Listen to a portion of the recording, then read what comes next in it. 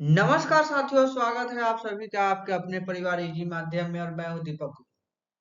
और आज हम लोग करने वाले हैं फतेह सीरीज का सेट नंबर 13। ये फीडर, टेरे, टर्नर और मशीनिस्ट के लिए है। अभी तक आपने इसका 12 सेट नहीं देखा है तो जाके प्लेलिस्ट को विजिट करिए, वहां पर हमने इसका प्लेलिस्ट भी बना दिया। और ये है PYQ बेस्ड है। इसमें 75 क्वेश्चन हम लोगों ने लिए हैं जो पिछले एग्जामों में DRDO, ALP और सारे जितने भी टेरेट के एग्जाम उसमें आए हैं। तो ये 75 क्वेश्चन का सीरीज है और ये 25 सेट तक हम लोग टारगेट किए हैं। तो चलिए बिना समय गवाए हुए हम लोग इसे शुरू करते हैं।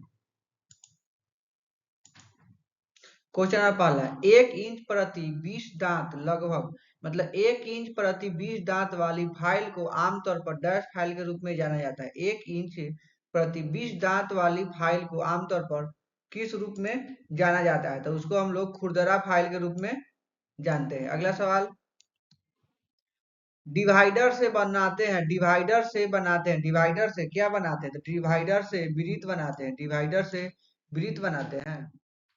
वर्नियर हाइट गेज के किस हिस्से पर मुख्य स्केल डिवीजन अंशांकित होते हैं? वर्नियर हाइट गेज के किस हिस्से पर मुख्य स्केल डिवीजन अंशांकित होते हैं? तो सही जवाब हो जाएगा बी, यानी बीम पे। अगला सवाल, किसी मशीनिंग प्रक्रिया में कटिंग तरल का प्राथमिक काम क्या है? किसी मशीनिंग प्रक्रिया में कटिंग तरल का प्राथमिक काम क्या है? तो कटिंग तरल का प्राथमिक काम है घर्षण को कम करना। अगला सवाल, किस स्पेनर के सिरे खुले होते हैं और उनके सिरे अंश के साथ 15 डिग्री का कोण बनाते हैं? किस स्पेनर के सिरे खुले होते हैं और उनके सिरे अंश के साथ 15 डिग्री का कोण बनाते हैं? सही जवाब हो जाएगा option number B, set spanner. Bench vice को फिट करते समय उसके ऊपरी फेस की ऊंचाई होनी चाहिए। बेंच वाइज को फिट करते समय उसके ऊपरी फेस की ऊंचाई होनी चाहिए। तो उसके ऊपरी फेस की ऊंचाई होनी चाहिए ना कारीगर की कोहनी के बराबर, जबकि वो अपनी बाजू मोड़कर उंगलियों की ठुड्डी से लगाकर खड़ा हो। अंगूठे और उंगली से किस नट को आसानी से संचालित किया जा सकता है? अंगूठे और उंगली के किस नट्स को आसानी से संचालित किया जा सकता है? तो ये जो है ना विंग नट को आसानी से संचालित किया जा सकता है, ऑप्शन नंबर सी। अगला सवाल, क्वेश्चन नंबर 8। एक सेकेंड। अयस्क को एक डैश में समाहित करके आसानी से कच्चा लोहा प्राप्त किया जा सकता है। अयस्क को एक डैश में समाहित करके आसानी से कच्चा लोहा प्राप्त किया जा सकता है। तो जैसा ही जवाब हो जाएगा ऑप्शन नंबर बी, यानी ब्लास्ट भट्ठी द्वारा, ब्लास्ट भट्ठी। अगला सवाल, क्वेश्चन नंबर 9। कैल्शियम और सोडियम किस प्रकार का संयुजक है? कैल्शियम और सोडियम किस प्रकार का संयुजक है? तो यह जो है ना अर्धठोस है। अगला सवाल, स्टील शीट को काटने के लिए उपयोग किए जाने वाले चीजल के लिए आमतौर पर निम्नलिखित में से कौन सा प्रशोधन किया जाता है? स्टील शीट को काटने के लिए उपयोग किए जाने वाले चीजल के लिए आमतौर पर कौन सा प्रशोधन का प्रयोग किया जाता है? तो ये जो है ना, ये डी है, हार्डेन और टेम्पर, ऑप्शन नंबर डी। अगला सवाल, हेलिकल स्प्रिंग पर भार पड़ने पर किस प्रकार का प्रतिबल उत्पन्न होता है? हेलिकल स्प्रिंग पर भार पड़ने पर किस प्रकार का प्रतिबल उत्पन्न होता है? तो ये जो है ना शियर। अगला सवाल, एक पायलट डैश का कार्य होता है जब रीमर प्रदान किया जाता है। एक पायलट का काम क्या होता है जब रीमर यानी परिवेदक प्रदान किया जाता है? सही जवाब हो जाएगा ऑप्शन नंबर सी, संकेंद्रित छिद्र परिसज्जा, संकेंद्रित छिद्र परिसज्जा। यदि कार्य स्थान पर एक स्पैनर ले जाना है यदि कार्य स्थान पर एक स्पैनर ले जाना हो तो आप किस स्पैनर को ले जाना पसंद करेंगे? यदि कार्य स्थान पर एक स्पैनर ले जाना हो तो आप किस स्पैनर को ले जाना पसंद करेंगे? तो आप किस स्पैनर को, तो उसमें जो है एडजस्टेबल स्पैनर को ले जाना पसंद करेंगे। वर्नियर बेवल प्रोटेक्टर के साथ माप लेते समय, वर्नियर बेवल प्रोटेक्टर के समय माप लेते समय रिफरेंस सरफेस की तरह निम्न में से क्या काम करता है? यानी वर्नियर बेवल प्रोटेक्टर के साथ माप लेते समय रिफरेंस सरफेस की सतह निम्न में से क्या काम करता है? तो इसका सही जवाब हो जाएगा ऑप्शन नंबर सी, यानी स्टॉक। स्टॉक। अगला सवाल, ड्रिलिंग से पहले जॉब पर ड्रिलिंग से पहले जॉब पर सेंटर मार्क करने के लिए क्या प्रयोग करते हैं? ड्रिलिंग पर से पहले जॉब पर सेंटर मार्क करने के लिए क्या प्रयोग करते हैं? तो उस समय हम लोग सेंटर पंच का प्रयोग करते हैं। उस समय हम लोग सेंटर पंच का प्रयोग करते हैं। अगला सवाल,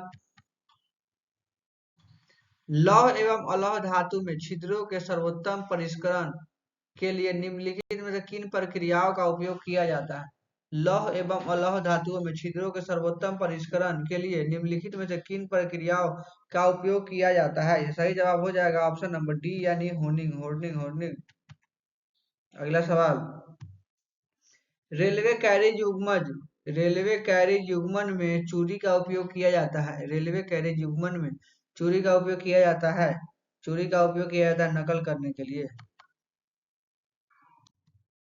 सैंडल का काम क्या है? सैंडल का कार्य क्या है? सैंडल का कार्य है क्रॉस स्लाइड को सराहना, कंपाउंड रेस्ट को सराहना, टूल पोस्ट को सराहना, और यानी इनमें से सभी। अगला सवाल, तांबा और जस्ता के मिश्र धातु को किस रूप में जाना जाता है? तांबा और जस्ता के मिश्र धातु को किस रूप में जाना जाता है? तांबा और जस्ता के मिश्र धातु को पीतल के रूप में जाना जाता है। तांबा और जस्ता के मिश्र धातु को पीतल के रूप में जाना जाता है। अगला सवाल, एक सेकंड। प्रयास पटबंध वेल्डिंग का आमतौर पर डैश के निर्माण के लिए उपयोग नहीं किया जाता है। मतलब वेल्डिंग का उपयोग किसके लिए आमतौर पर नहीं किया जाता है? तो यह है ना, ऑटोमोबाइल के पार्ट्स को लिए वेल्डिंग का प्रयोग नहीं करते हैं। स्लेज हैमर का प्रहार कठोर सतह पर नहीं करना चाहिए। स्लेज हैमर का प्रहार कठोर सतह पर नहीं करना चाहिए। नहीं करना चाहिए क्योंकि ये जो है ना, कठोर सतह पर हैमर उछलेगा और चोट लग सकती है। एसिटिलीन गैस को सिलेंडरों में किस प्रारूप में रखा जाता है?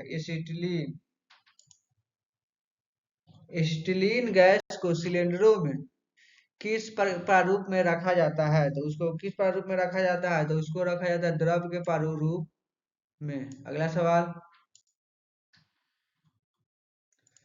हैंड वाइज का प्रयोग किया जाता है? हैंड वाइज का प्रयोग किया जाता है। तो हैंड वाइज का जो प्रयोग है वो छोटे छोटे काम को करने के लिए किया जाता है। छोटा हैंड वाइज का प्रयोग छोटे छोटे काम को करने के लिए किया जाता है। अगला सवाल, क्वेश्चन नंबर 24, निम्न में से किस सामग्री में कोई आघात वर्धनीय गुण नहीं होता है? निम्न में से किस सामग्री में कोई आघात वर्धनीय गुण नहीं होता है? तो इसका सही जवाब हो जाएगा ऑप्शन नंबर डी, यानी ग्रेफाइट में कोई आघात वर्धनीय गुण नहीं होता है। अगला सवाल, संयोजन का समूह एक भाग नहीं है। डैश संयोजन का समूह एक भाग नहीं। डैश संयोजन का समूह एक भाग नहीं है। तो ये जो है ना, ये सर्पी गेज संयोजन का एक भाग नहीं। सर्पी गेज संयोजन का एक भाग नहीं। अगला सवाल, दृष्ट ड्रिल ट्विस्ट ड्रिल डैश से बनी होती है। ट्विस्ट ड्रिल जो है ना, ये बनी होती है एचएसएस के, हाई का एचएसएस। अगला सवाल, किस वाल्व को चेक वाल्व के नाम से भी जाना जाता है? किस वाल्व को चेक वाल्व के नाम से भी जाना जाता है? किस वाल्व को चेक वाल्व के नाम से भी जाना जाता है? तो यह नॉन रिटर्न वाल्व को चेक वाल्व के रूप में भी जाना जाता है। अगला सवाल, पीवीसी पाइप फिटिंग की उपलब्ध साइज रेंज क्या है? पीवीसी पाइप फिटिंग की उपलब्ध साइज रेंज क्या है? तो उसकी जो साइज रेंज है ना, 20 से 250 मिमी, 20 से 250 मिमी है। अगला सवाल, यूनियन का उपयोग किया जाता है। यूनियन का उपयोग किया जाता है। तो यूनियन का उपयोग किया जाता है अस्थायी जोड़ बनाने के लिए। अस्थायी जोड़ बनाने के लिए। मौजूदा क्षेत्र के सिरे को बेवल करने की प्रक्रिया को कहा जाता है। मौजूदा क्षेत्र के सिरे को बेवल करने की प्रक्रिया को क्या कहा जाता है? तो उसके बेवल करने की प्रक्रिया को काउंटर सिंकिंग कहते हैं। बेवल करने की प्रक्रिया को काउंटर सिंकिंग कहते हैं। अगला सवाल, किस हैमर का प्रयोग चिपिंग और रिवेटिंग करने के लिए किया जाता है? किस हैमर का प्रयोग चिपिंग और रिवेटिंग करने के लिए किया जाता है? तो यह बॉल पिन हैमर का प्रयोग चिपिंग और रिवेटिंग करने के लिए किया जाता है। अगला सवाल, मशीन बेड बनाने के लिए ढलवा लोहा का उपयोग क्यों किया जाता है? मशीन बेड बनाने के लिए ढलवा लोहा का उपयोग क्यों किया जाता है? क्योंकि यह अधिक संपीड़न तनाव सहन कर सकता है, क्योंकि यह अधिक संपीड़न तनाव सहन कर सकता है। अगला सवाल, शीट धातु प्रक्रिया में दो छोर को डैश द्वारा जोड़ा जाता है। शीट धातु प्रक्रिया में दो छोर को डैश द्वारा जोड़ा जाता है, तो उसको जोड़ा जाता है बंधन द्वारा जोड़ा जाता है, बंधन द्वारा जोड़ा जाता है। अगला सवाल,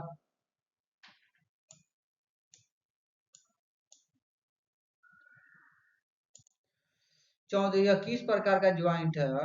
यह किस प्रकार का ज्वाइंट है? सॉरी, इसमें पिक्चर रिमूव हो गया है। चलिए तो दूसरा चलते हैं हम लोग।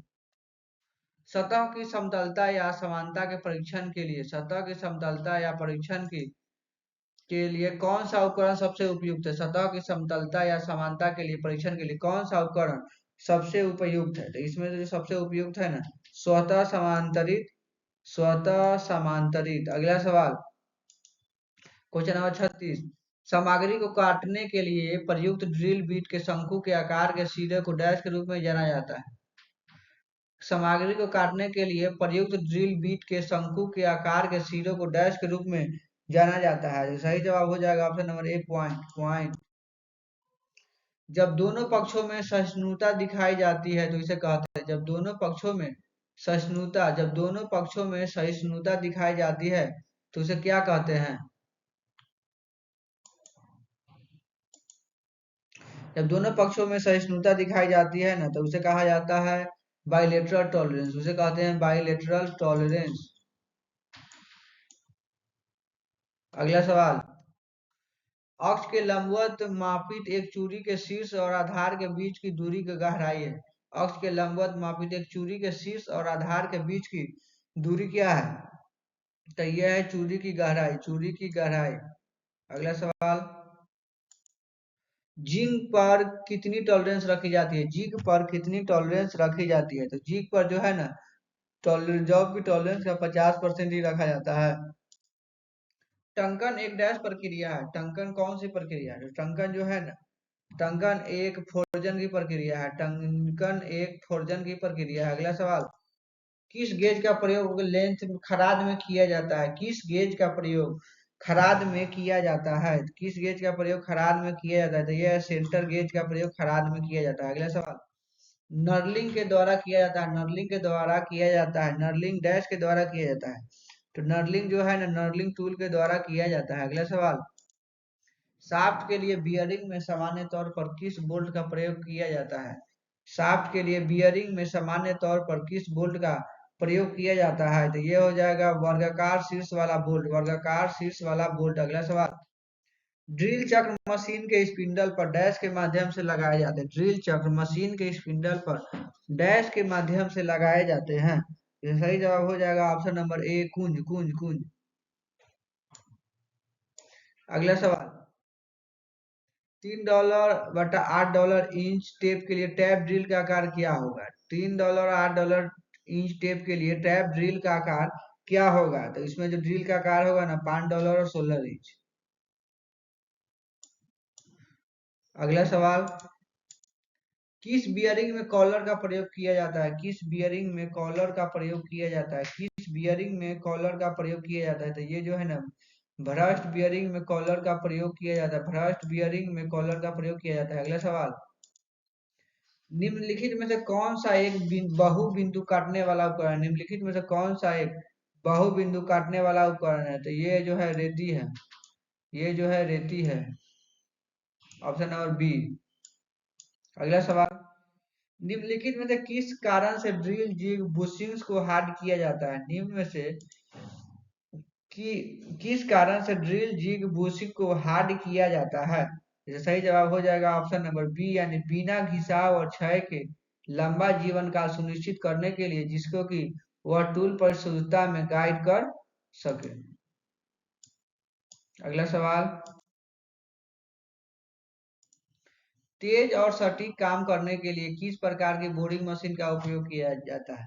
तेज और सटीक काम करने के लिए किस प्रकार की बोरिंग मशीन का प्रयोग किया जाता है? तो वो है जिग बोरिंग मशीन का प्रयोग किया जाता है।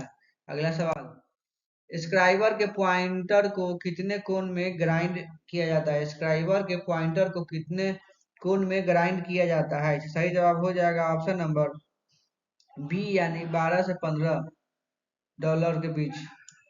अगला सवाल, टेपर कोण 60 डिग्री वाले एक चुंबन छिद्र का उपयोग डैश लिए किया जाता है। टेपर कोण 60 डिग्री वाले एक चुंबन छिद्र का उपयोग डैश के लिए किया जाता है। तो सही जवाब हो जाएगा ऑप्शन नंबर बी, यानी लेपित रेखाओं पर साक्ष्य चिन्हों के अंकन के लिए। लेपित रेखाओं पर साफ चिन्हों के अंकन के लिए। अगला सवाल, गियर का मॉड्यूल किसके बीच का अनुपात है। गियर का मॉड्यूल निम्नलिखित में से किसके बीच का अनुपात है। गियर का मॉड्यूल निम्नलिखित में से किसके बीच का अनुपात है। सही जवाब हो जाएगा option number A, pitch circle या व्यास की दांतों की संख्या। पिच सर्कल या व्यास के दांतों की संख्या। अगला सवाल, बेवल प्रोटेक्टर की सीमा होती है। बेवल प्रोटेक्टर की सीमा कितनी होती है। बेवल प्रोटेक्टर की सीमा होती है 90 डिग्री। अगला सवाल, फ्यूज तार को बदलते समय सुरक्षा की दृष्टि से निम्न में से क्या करना चाहिए। फ्यूज की तार बदलते समय सुरक्षा की दृष्टि से निम्न में से क्या अनिवार्य है। तो निम्न में से क्या अनिवार्य है। मेन स्विच ऑफ करना, मेन स्विच को ऑफ करना ये अनिवार्य है। मेन स्विच को ऑफ करना ये अनिवार्य है। निम्न में से क्या प्रदान करने के लिए सैंक को खुरदुरा किया जाता है। निम्न में से क्या प्रदान करने के लिए सैंक को खुरदुरा किया जाता है। सही जवाब हो जाएगा option number A, grip. Grip को ग्रिप। अगला सवाल, हाई स्पीड स्टील के टूल की हार्डनेस निम्न में से कितनी होती है। हाई स्पीड टूल की हार्डनेस निम्न में से कितनी होती है। हाई स्पीड टूल की जो होती है ना, ये होती है 62 HRC। 62 HRC। अगला सवाल,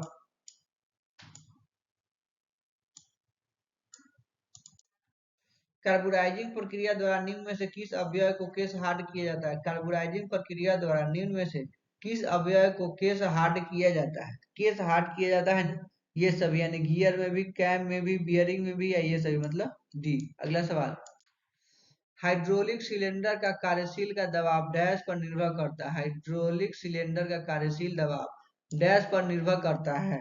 तो सही जवाब हो जाएगा ऑप्शन नंबर ए, सिलेंडर के बोर व्यास पर निर्भर करता है। अगला सवाल, खुरदरी रेती का प्रयोग कब होता है। खुरदरी रेती का प्रयोग कब होता है। तो खुरदरी रेती का जो प्रयोग है ना, ये किया जाता है धातु को शीघ्रता से हटाने के लिए। धातु को शीघ्रता से हटाने के लिए। अगला सवाल, निम्नलिखित में से कौन से धातु का प्रयोग 20 श्रेणी वाले भी ब्लॉक में किया जाता है। निम्नलिखित में से कौन से धातु का प्रयोग 20 श्रेणी वाले भी ब्लॉक में किया जाता है। तो ये जो है ना, कच्चा लोहा। कच्चा लोहा।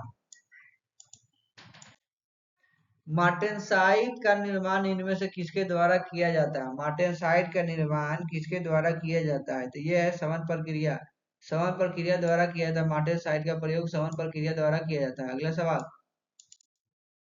आर्क वेल्डिंग के मामले में किसी को अपनी आंखें की रक्षा किसके प्रयोग से करनी चाहिए। आर्क वेल्डिंग के मामले में किसी को अपनी आंखों की रक्षा किसके प्रयोग से करनी चाहिए। तो आंखों की जो है ना, ये काला चश्मा पहन के करना चाहिए। आईसी इंजन सिलेंडर बोर को किसके द्वारा सबसे अच्छे तरीके से परिष्कृत किया जाता है। आईसी इंजन सिलेंडर को बोर को किसके द्वारा सबसे अच्छे तरीके से परिष्कृत किया जाता है। सही जवाब हो जाएगा ऑप्शन नंबर सी, यानी सानन। सानन। अगला सवाल,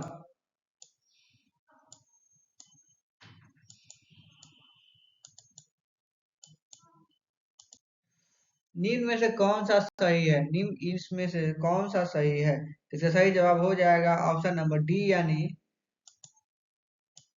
क्रॉस बेल ड्राइव में चालक पुल्ली चलित पुल्ली विपरीत दिशाओं में घूमती है। अगला सवाल, पुल्ली और बैक गियर लेंथ में किस भाग पर लगे होते हैं। पुल्ली और बैक गियर लेंथ के किस भाग पर लगे होते हैं। तो पुल्ली और बैक गियर लेंथ के हेड स्टॉक पर लगे होते हैं। हेड स्टॉक पर लगे होते हैं। हेड स्टॉक पर लगे होते हैं। अगला सवाल, उष्मीय उपचार का मुख्य उद्देश्य क्या है। उष्मीय उपचार का मुख्य उद्देश्य क्या है। तो उष्मीय उपचार का मुख्य उद्देश्य जो है ना, वह इस्पात के यांत्रिक गुणों में सुधार करना। इस्पात के यांत्रिक गुणों में सुधार करना।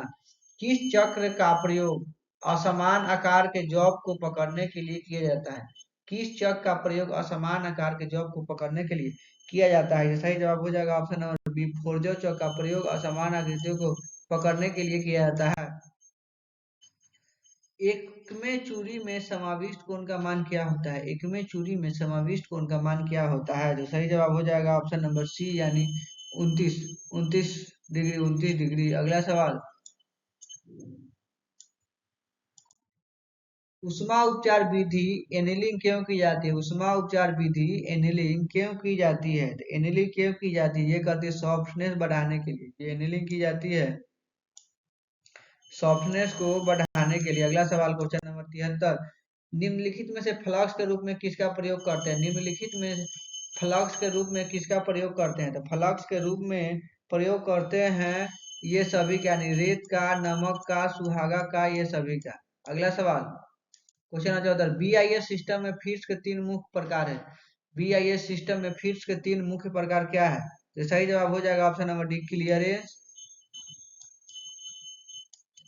एक second, clearance fit, transition fit तथा इंटरफियरेंस फिट। अगला सवाल, और ये आज का आखिरी सवाल, एक माइक्रोमीटर का अल्पतमांक है, एक माइक्रोमीटर का अल्पतमांक क्या है? एक माइक्रोमीटर का अल्पतमांक है 0.01 mm, 0.01 mm, 0.01 mm। दोस्तों अभी तक आपने वीडियो को शेयर नहीं किया है तो अपने दोस्तों तक शेयर कर दे और वीडियो को लाइक कर दे और चैनल को सब्सक्राइब कर दे, ताकि आगे भी जो जितने भी है उसको सीरीज आने वाले हैं उसकी नोटिफिकेशन आप तक मिलती रहे। थैंक यू, जय हिंद, जय भारत।